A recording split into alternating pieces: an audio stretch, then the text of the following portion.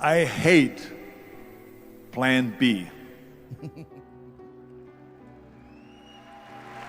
And I tell you why.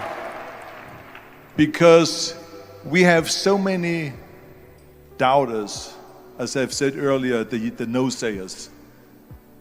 We have so many of those people that say no and you can't do it, it's impossible. That is okay because we just turn off, as I said earlier, and we listen and we hear the no being a yes. You can't do it, you can do it, and all of that. So that is possible to do that amongst all the negative people around you. But when you start doubting yourself, that's very dangerous. Because now what you're basically saying is that if my plan doesn't work, I have a fallback plan, I have a plan B. And that means that you start thinking about plan B, and every thought that you put into plan B, you're taking away now that thought and that energy from plan A.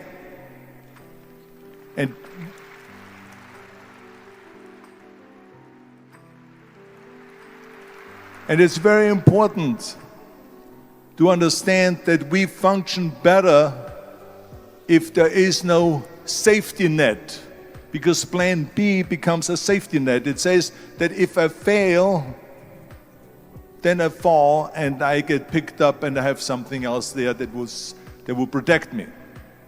And that's not good, because people perform better when there's no safety net. People perform better in sports and everything else if you don't have a plan B. I'm telling you, I've never ever had a plan B. I made a full commitment that I'm gonna go and be a bodybuilding champion. I made a full commitment that I'm gonna be in America. I made a full commitment that I'm gonna get in the show business and I'm going to be a leading man. No matter what it takes, I will do the work. I will do the work over and over and over until I get it.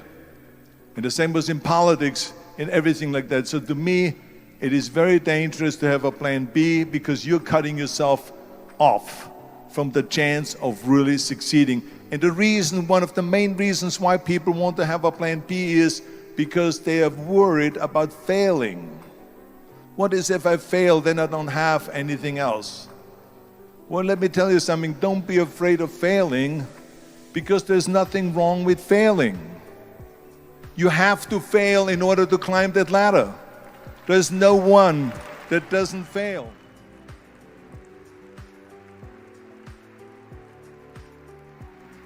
Michael Jordan said in one of his interviews, when they said, "You're unbelievable, you're the greatest basketball player of all times."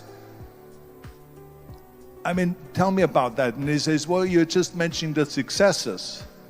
But he says, for me to become the greatest basketball player, I missed 9,000 shots when I was playing basketball at the NBA games. So during these games that he was so successful, he missed 9,000 shots. Does it make him a failure? No. He's one of the greatest basketball players of all times, but he failed 9,000 times. Do you get it? We all fail. It's okay.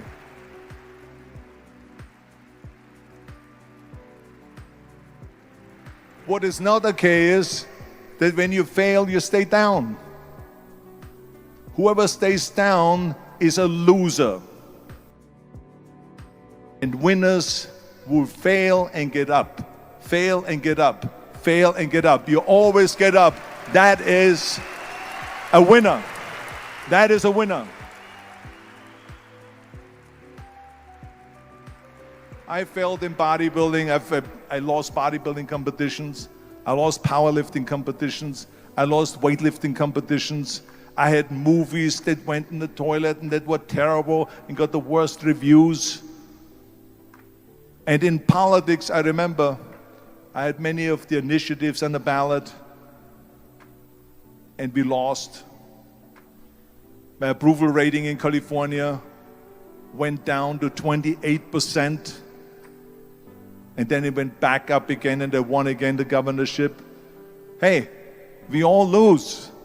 We all have losses. This is okay. And this is why I say don't be worried about losing, because when you're afraid of losing, then you get frozen.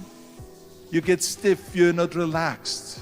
You got to be, in order to perform well in anything, if it's in boxing or if it is on your job or with your thinking, is only happening when you relax. So relax. It's okay to fail. Let's just go all out and give it everything that you got. That's what it is all about. So don't be afraid to fail.